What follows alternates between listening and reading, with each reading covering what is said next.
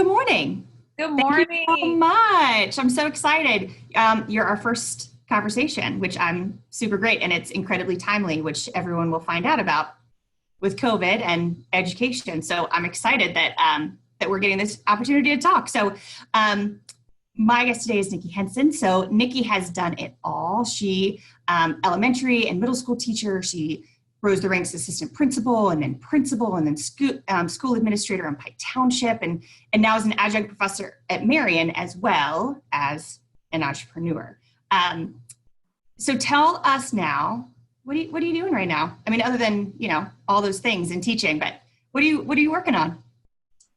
Well, good morning, Jillian, and thank you so much for this opportunity. I am, currently working on staying afloat. So I would say like you said, and thank you so much for those wonderful accolades. I have been in education close to 25 years, and I started my educational consulting business December 2018.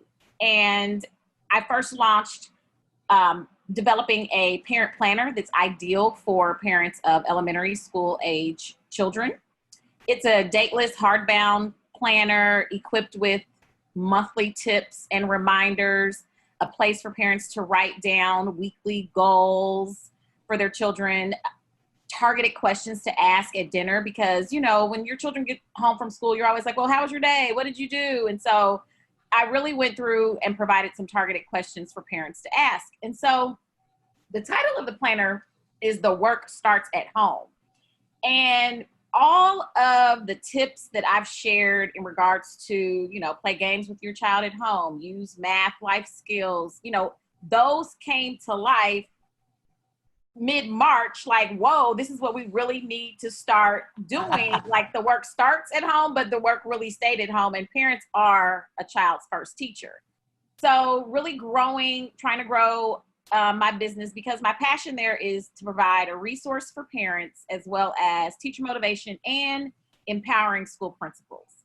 And so this summer, I also started a new arm of the business in providing online reading tutoring to accelerate children's reading skills. And so that's what I'm How did I doing. not know that? We should have been doing that, Nikki. How did I not know that? Just to give you a baseline, and the program that I use, it's building vocabulary, phonics skills, reading comprehension. So I would love, to get signed up, and then preparing for teaching a class in the fall at Marion University. So excited about that. I love it. So a little background, to people like, how do you two know each other? So we met at another great women's, I don't know if we just call it a women's group, but a really great dinner party group. Right. It's called The Hive. And we randomly went to dinner, and we happened to sit at the same table. And basically, I have not let Nikki out of my sight since then. So I think that was a great dinner. Yes, and I don't even add that one part of my resume where you had me being the interim preschool director. You did save the day at that preschool, and I'm so grateful, so grateful.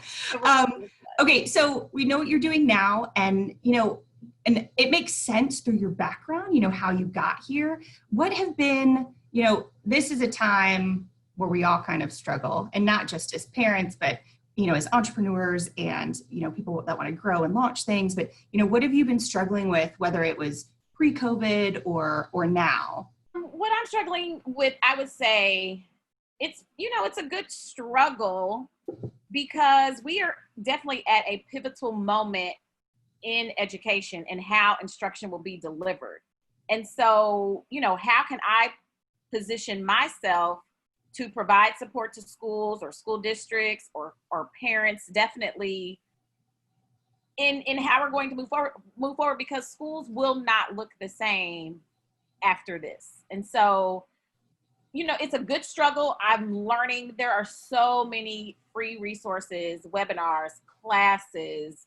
Marion offered a free class this summer. I'm signed up for a free class with Ivy Tech on just instructional design and delivery. So the struggle is just where am I going to land in the education landscape? But there's so many opportunities right now.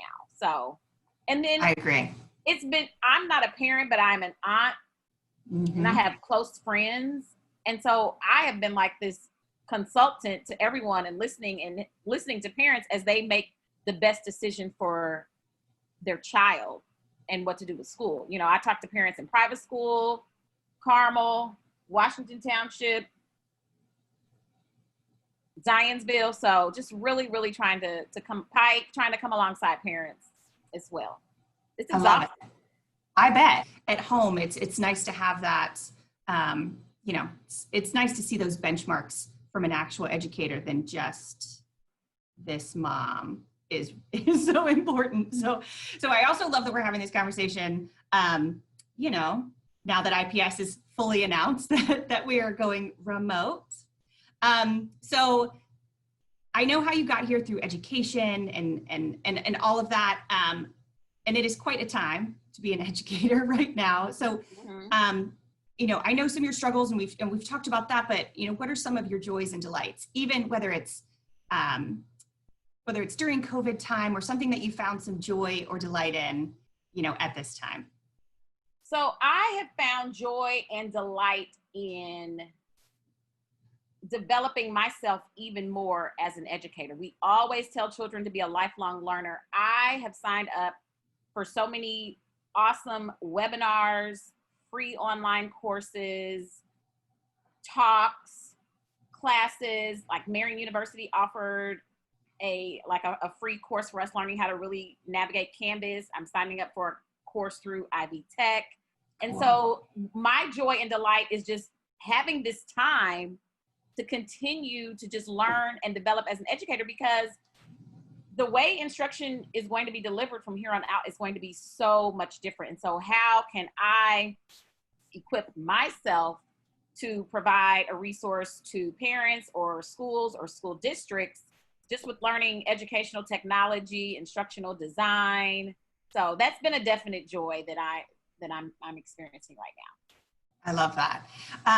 So the biggest part of what Trace Indy is going to be is, you know, really digging into women in our community, whether they're moms or builders and entrepreneurs, you know, aunties, all these women that are doing really cool things and how they're just leaving a trace in our community. And so, you know, what that legacy will look like and how we can follow that line to really great things. And so last two questions, and let's start with, you know, how do you want to leave that trace on Indy?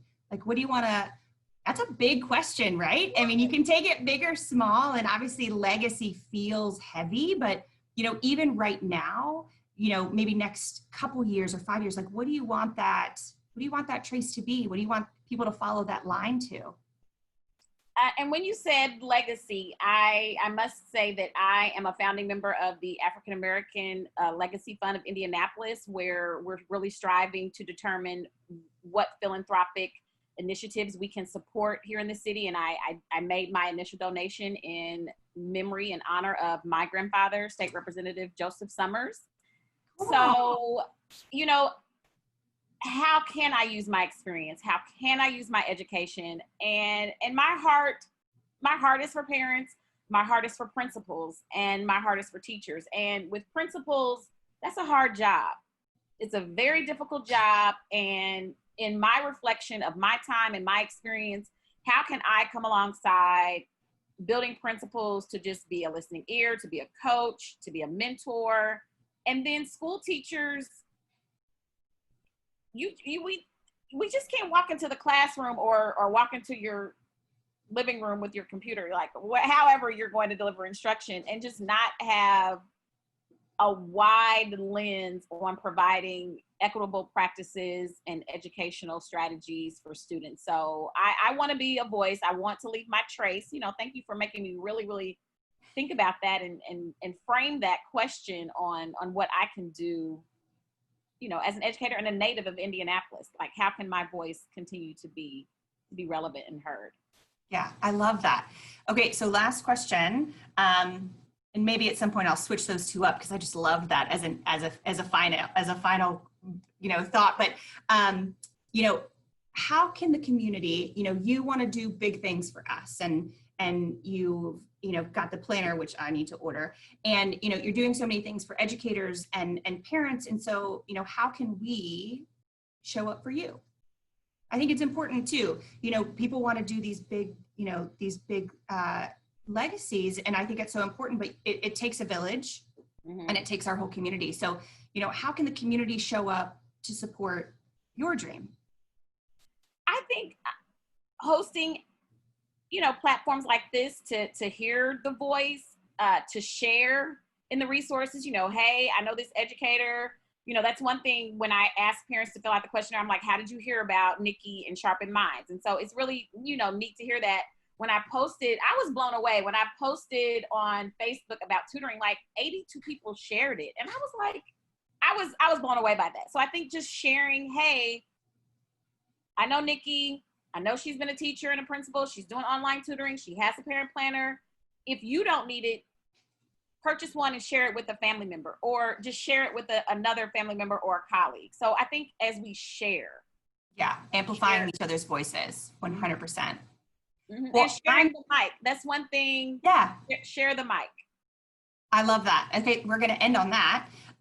So thank you so much for taking the time and being my guinea pig. And I hope people get something out of it. And I hope parents sign up. And I think that, this is going to be so important, not just, having these conversations, but, sharing each other's voices and really learning what each other's doing. Indy is a big little city. And there are so many things that I don't know that I want to learn about, that I want to, help move that mark for other women as well. So I'm really grateful for your time this morning. Thanks for having coffee with me. Thank you so much for the opportunity. So good. Okay, bye.